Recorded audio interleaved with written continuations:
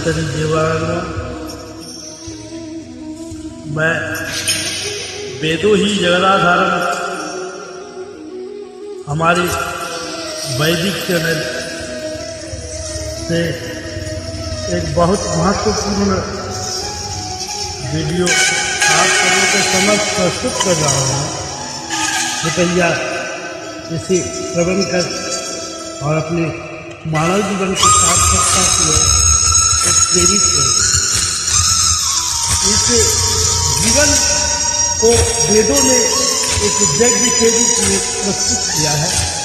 यह जीवन एक यज्ञ है।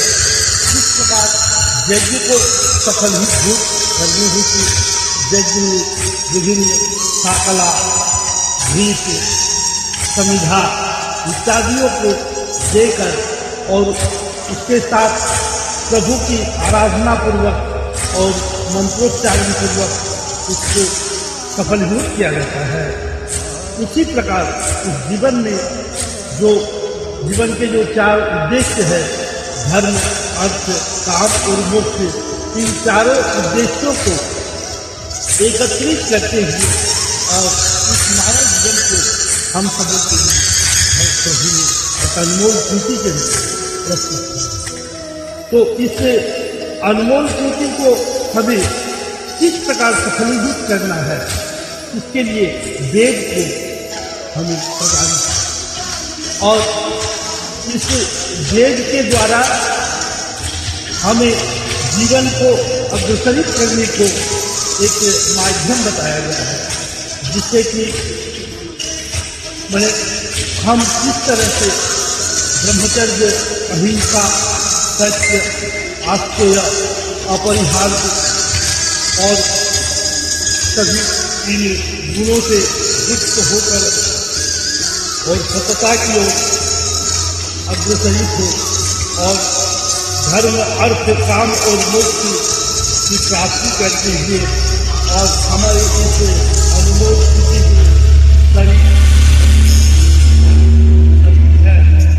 शरीर को स्वस्थ रखते हुए और किस प्रकार से हम प्रभु की ओर उत्प्रेरित हो। इसीलिए कहा गया है वेदों में, धर्मार्थ काम मोक्षाणाम आरोग्य मूलमुत्तमम।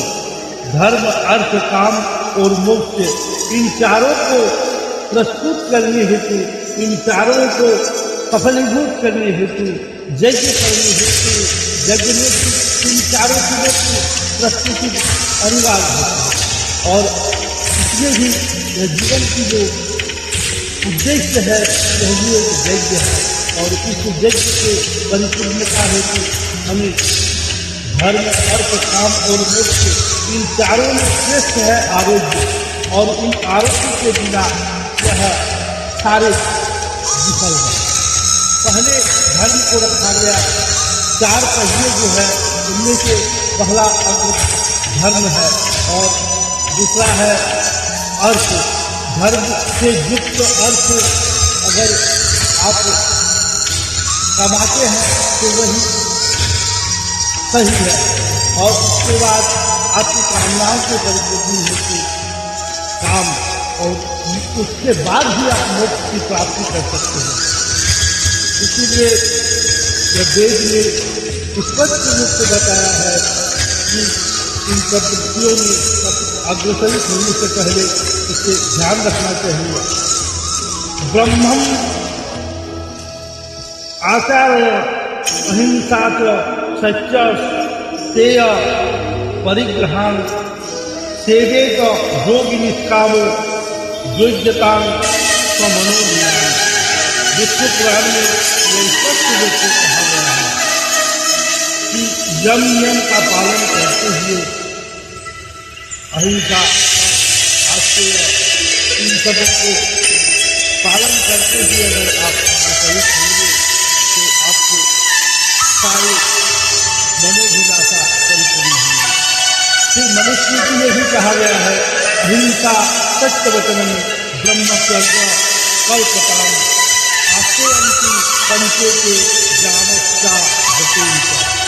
मनुष्य जीवन का व्रत ये है, हिंदू जीवन हमारे सनातन धर्म में ये 5 जन प्रचुर मात्रा में मिलते हैं और हिंदू स्वभाव का योगीगण इसे स्वाभाविक भोगी हो जाते हैं।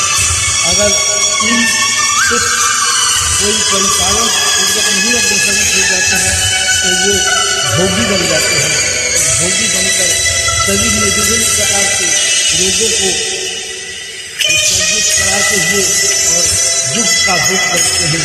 ब्रह्मचर्य को नकारते हुए, ब्रह्मचर्य हमारे जीवन का ब्रह्म है और उस ब्रह्म की प्राप्ति होती, ब्रह्म का संरक्षण अति आवश्यक है। अहिंसा वहाँ के जीवन की मूल स्थान ही नहीं रख सकती है। वह अहिंसक शाकाहारी होते हैं। ब्रह्मचर्य की जो दृष्टि है उसे करना ही तप है और इसके बिना हानि होने पर शीलता होती है और काम को भी होकर धर्म नष्ट होते हैं। धर्म द्वारा अनुमोदित ही यज्ञ स्वरूप होता है और हिंदू जीवन को, सनातन धर्म के जीवन को यज्ञ के समान स्वाध्याय, शोक, पवित्रता, संतोष, तप, नियतात्मन आदि के जीवन के यज्ञ के अनुकूल बनाए जाते हैं। आदि से सभी संस्थाओं से युक्त होकर रोज संपूर्ण और इससे संलग्न होकर ईश्वरोन्मुख होने की एक मानव जीवन की मुख्य सर्वोच्च लक्ष्य की प्राप्ति कर सकते हैं। अक्रोध गुरु शिष्य का शोकम महा आलम और अक्रो मादक चंद्रमा पंचे बताएं मनुष्य में भी यह कहा गया है कि इन पापों से जीवन को कल्पाहार, शोक, बुरी सेवा और अपमाद आदि से शरीर में एक अद्भुत तेज की प्राप्ति होती है और इन तेजों से हमारे जीवन में एक अद्भुत प्रखर दिव्यता प्राप्ति होती है और उस दिव्यता से हमारे जीवन में आलोकित करने की एक क्षण की प्राप्ति होती है। इसीलिए कहा गया है सर्वे भवन्तु सुखिनः सर्वे सन्तु निरामयाः सर्वे भद्राणि पश्यन्तु मा कश्चित् दुःखभाग् भवेत्। अगर आप दूसरों को सुख चाहते हो तो आपके जीवन में कभी भी दुख आने की आशंका नहीं हो सकती है। इसलिए वेद के अनुसार ही चले और हमारे इस चैनल को लाइक सब्सक्राइब करते हुए हमें प्रोत्साहित करें। धर्म का जय हो, धर्म का कानून सद्भावना विश्व का कल्याण। ओम शांति, ओम शांति, ओम शांति।